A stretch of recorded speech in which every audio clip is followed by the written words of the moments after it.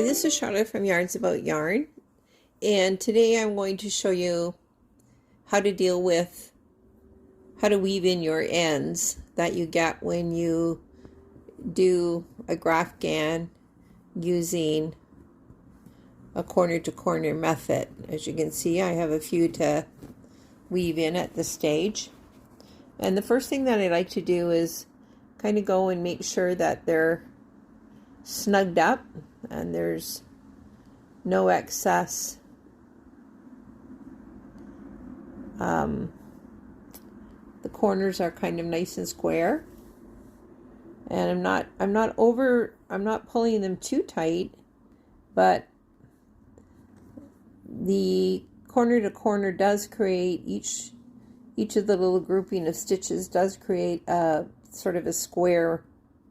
And by snugging them up like this, you can, if you notice here how it draws in the ends, and it just snugs them up a bit, and it gives it more of a square shape. So that's kind of the first thing that I do. Then, using my tapestry needle,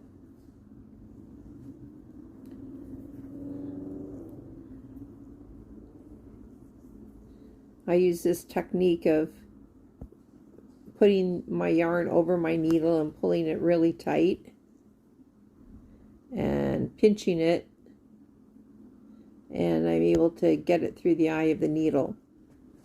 So when I weave in my ends on any crochet project, this particular project is a baby blanket, I think about the direction that the item is most likely going to be pulled in. And for instance, in this case, it's more likely to be stretched horizontally versus vertically, but it could be both. If it's a sleeve or a hat that it goes around the circumference, then I try to weave in my ends in the opposite direction, because if it's getting stretched, the ends and the tails are going to pull out.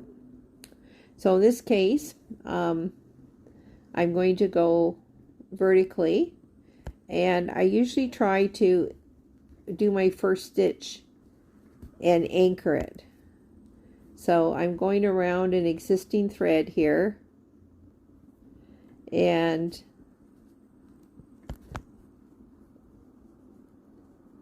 doing a loop around, and that just creates a little bit of an anchor. And you don't need to pull it too tight to pull it out of shape. And then I'm going to weave through, and I'm going to try to create another anchor down here.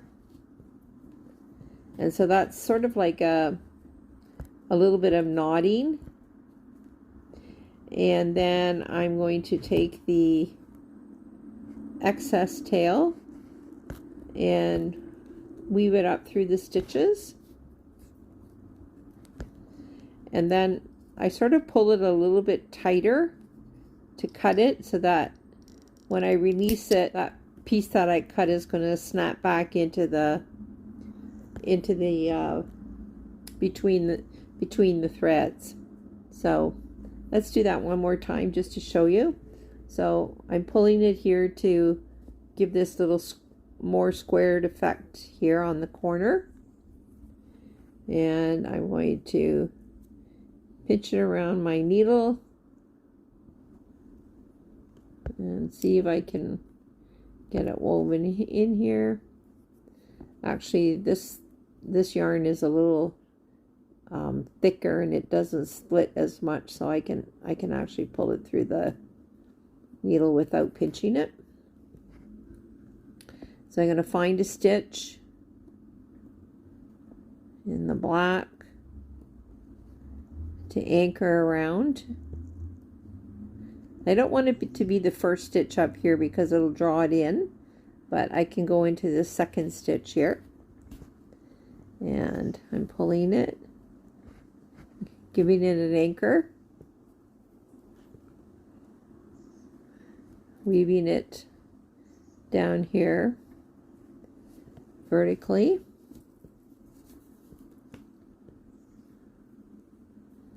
finding another stitch that I can anchor around.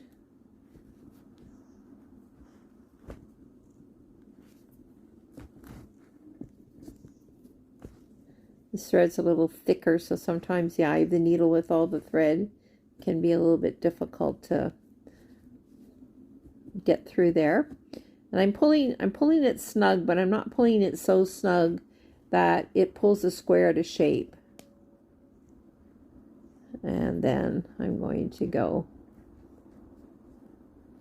back up vertically for my tails,